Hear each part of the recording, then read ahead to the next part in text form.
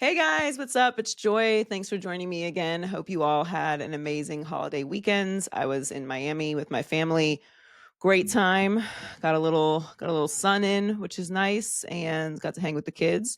Hope you guys got lots of good foods. And of course, there was a ton of football on. And let's start there. Let's start with the NFL MVP race, which I think is the best one that we have had in years. The NFL MVP, it's kind of fallen off for me over the years. It's going to go to the best quarterback on the best team. We all know that. So it kind of loses its luster down the stretch. Even last year, like it wasn't too much of a competition. We knew at some point Lamar was just going to get it. He was just obviously visibly the best player on the best team, and the statistics didn't match, so there wasn't really like a whole lot to argue about. It was kind of a down year for quarterbacks overall. But this year is very interesting to me. One, because I think there's a legitimate chance that a non-quarterback wins it, which makes the award to me infinitely more interesting. As I said last week, I think that they should have a separate award for the quarterbacks so that we can actually open up the MVP conversation in a real way to other players. But a lot happened yesterday with the top three MVP finalists at this point, which are Saquon, Josh Allen, and Lamar. And Saquon and Josh Allen certainly had MVP level performances. Now, Saquon and Lamar played each other, obviously not directly as a running back on the other team. I get it. But Philadelphia and Baltimore played, and obviously Baltimore lost.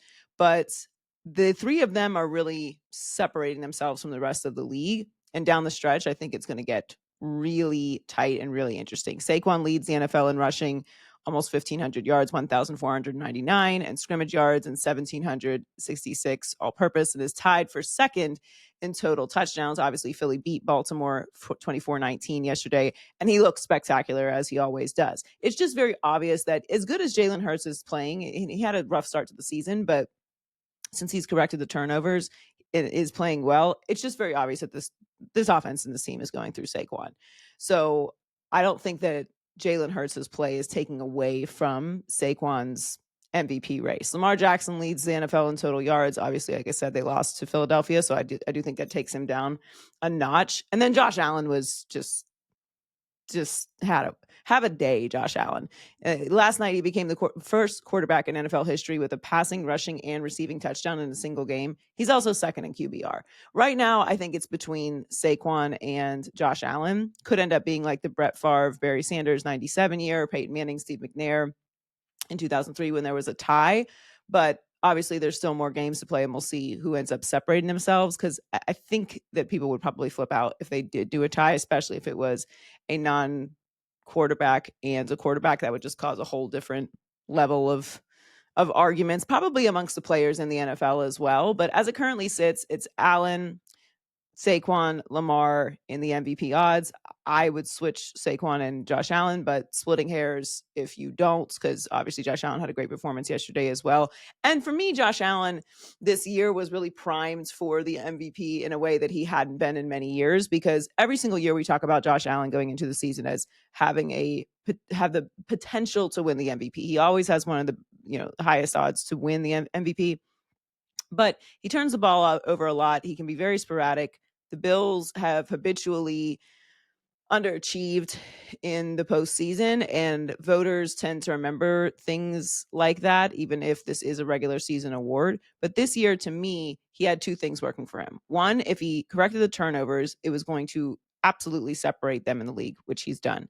And two, there weren't as high of expectations of the Bills this year. A lot of people thought like they'd been there too many times. After a while, your window closes, and they weren't going to have the weapons both defensively and offensively that they'd had in years past, losing Stephon Diggs. But none of that has proved to be true. And of course, they had the addition of Amari Cooper as well. So I think he had the storyline going into the year, and the thing he needed to correct, he did, which is why he's having such an impressive season to me.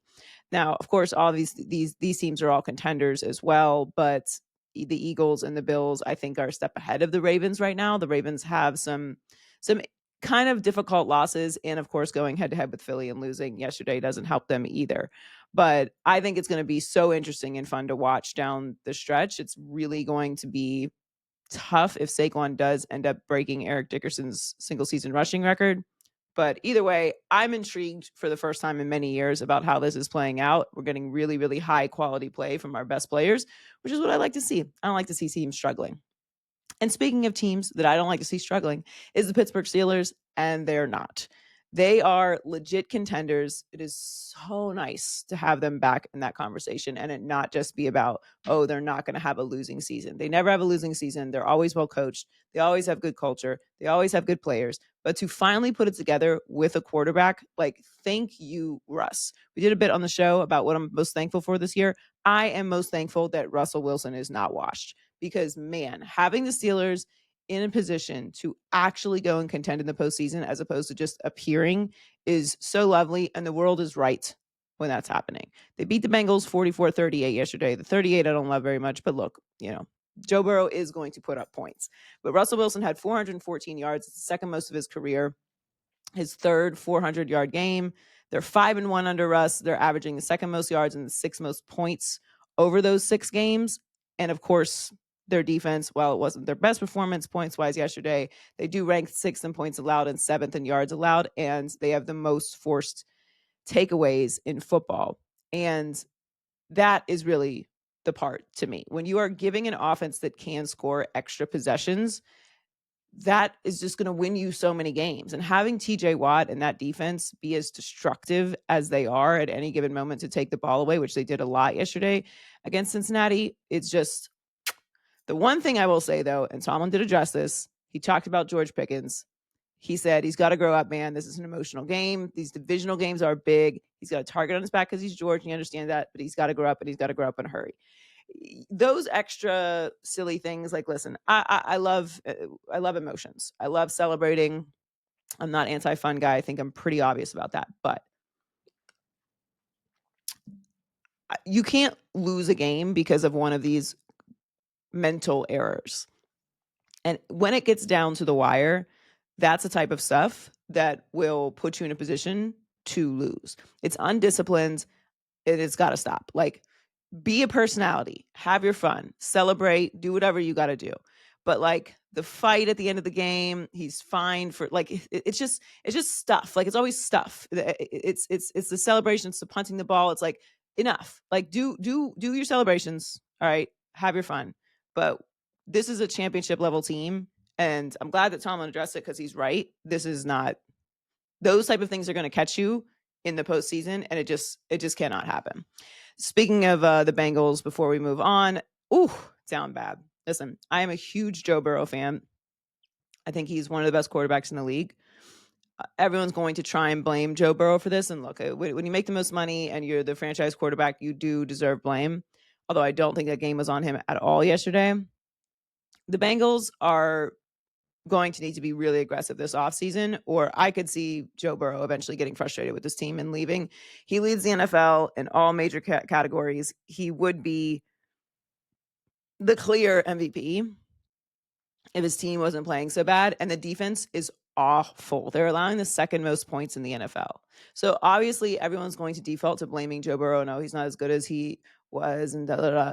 You play one side of the ball. The defense has to get stops, and they are a bad defense. And this was my concern going into this year, that their defense wasn't going to be the same. They lost a lot of key pieces, and they look terrible. I think the organization is going to look very different next year, and they better fix this and in a hurry. And this is always my worry when it comes to traditionally dysfunctional organizations, is that they just will default back to their identity of, being dysfunctional and putting their players in a bad position. And I mean, listen, I saw Joe Burrow do it. I don't believe that Joe Burrow is a bad quarterback, and I don't believe this is all on him. Some of it is certainly on him. It's like, you make the most money, you got to get the most blame.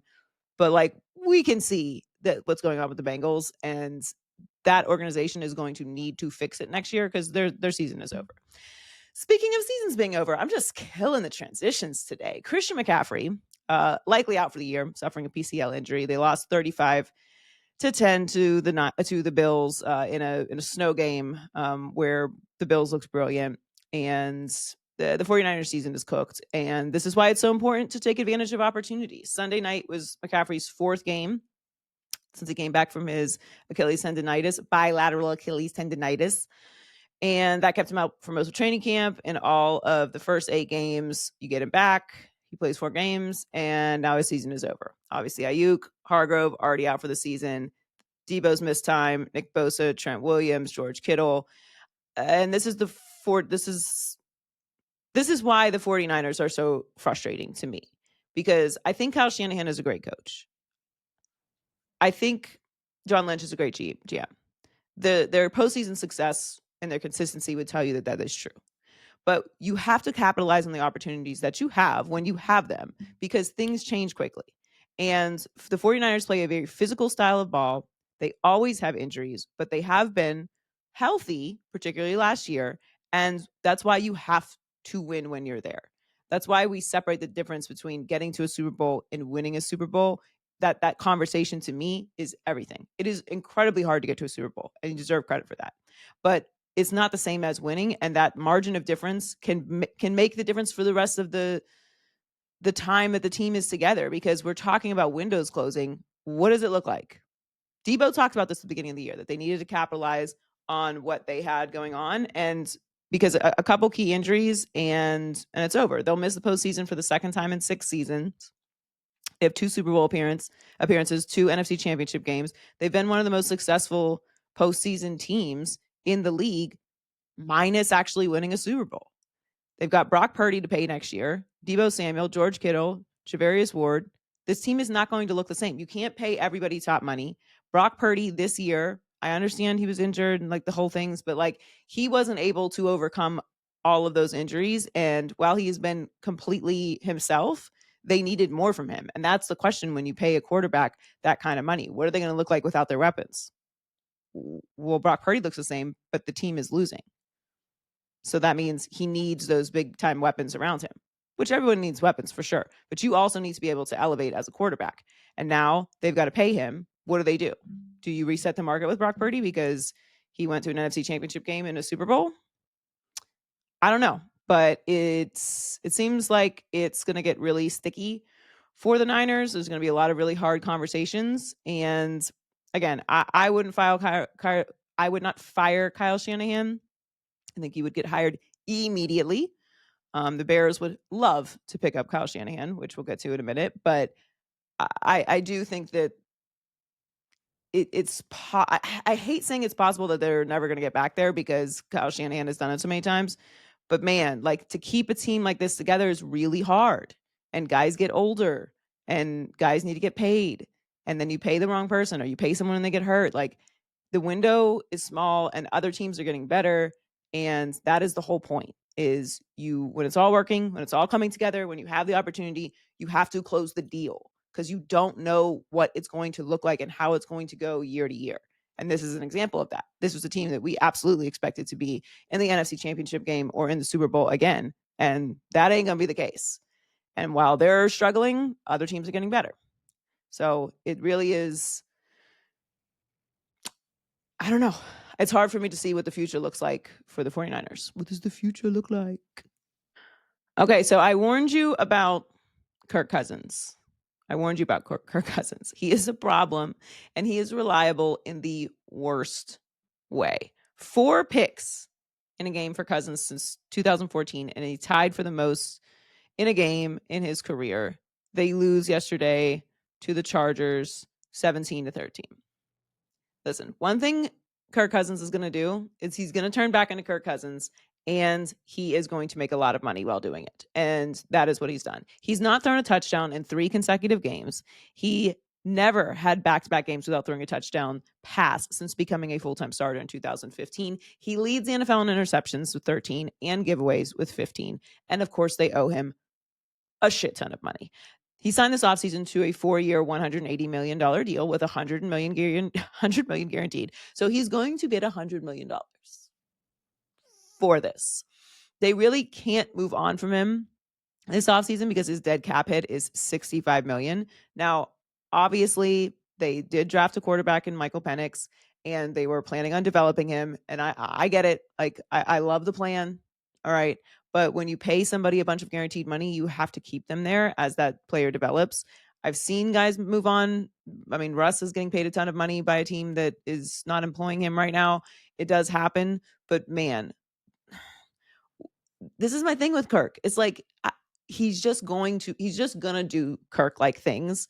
And this is my concern with the Falcons. That entire division is such a disaster. Like, whoever wins that division will probably be the weakest team in the playoffs.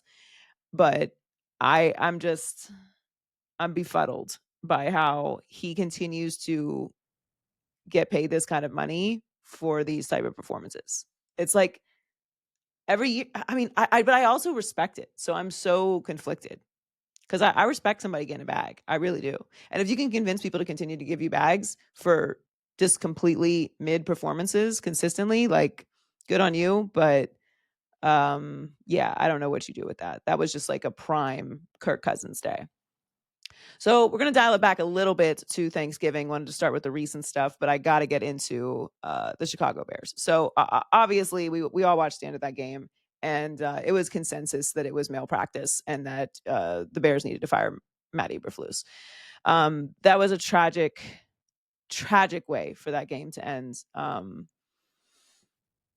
It's one thing to lose, but you can't lose because of a coaching error of that magnitude. And I don't like when fans are like, I could do this or I could do that. Like, when it is legitimately something that we could all see and would all do, not only do I question the coach, but it's like, who have you empowered around you that nobody could be like, hey coach, call a timeout.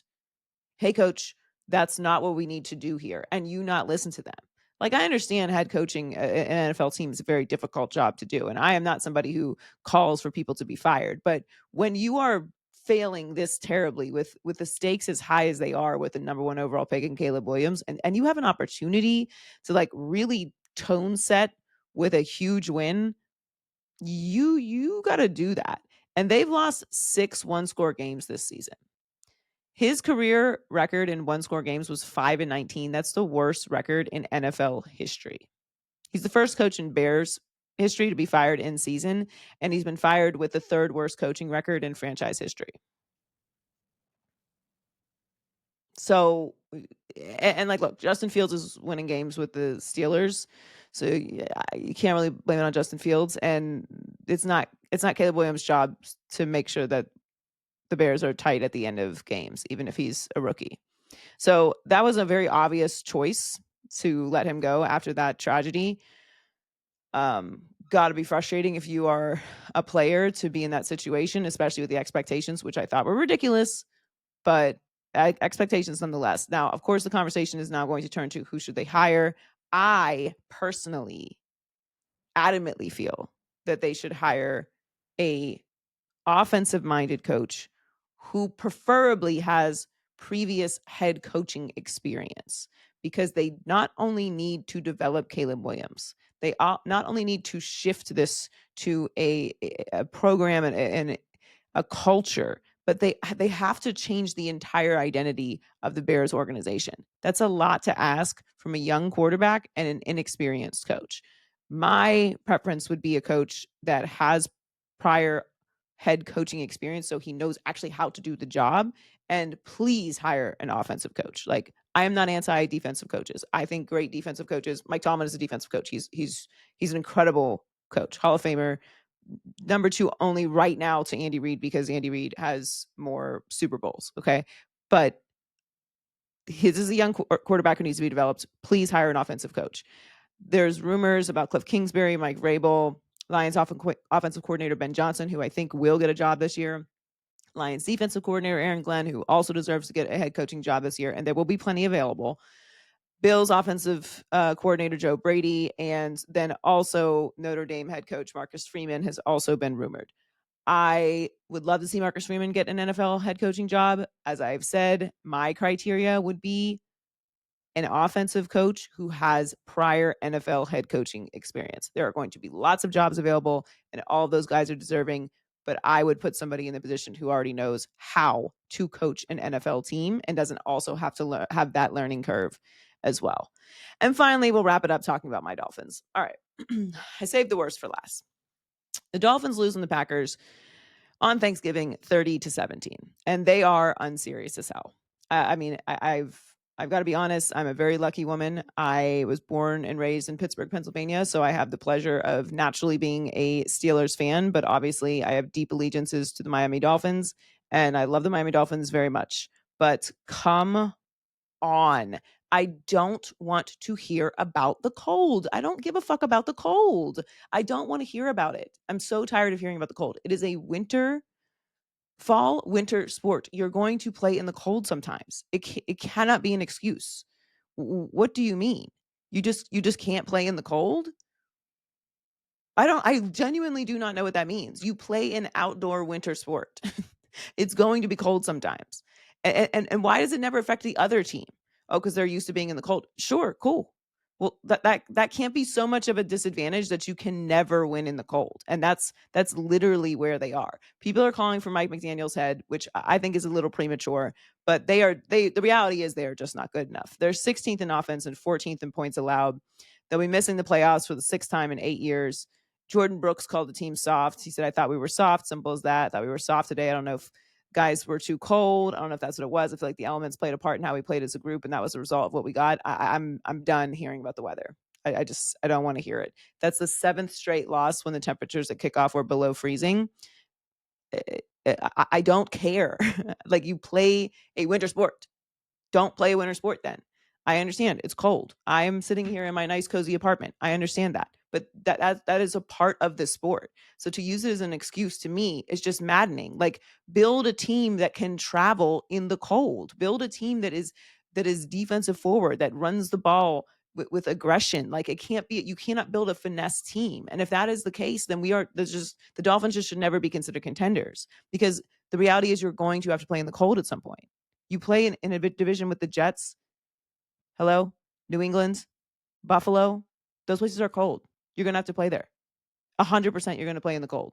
It's just it's maddening to me. So they have road games against the Browns and the Jets end the season, which obviously will be near or below freezing temperatures. So the Jets are awful. So maybe they get that win. Who cares?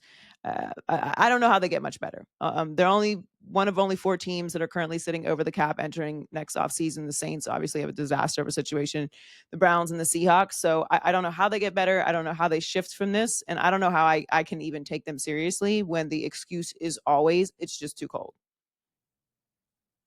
You play a winter sport. You're going to play in the cold. Figure out a way to build a team that can travel. That's part of the sport. Otherwise, what's the point of me ever considering them to be a competitive team? It's just really frustrating.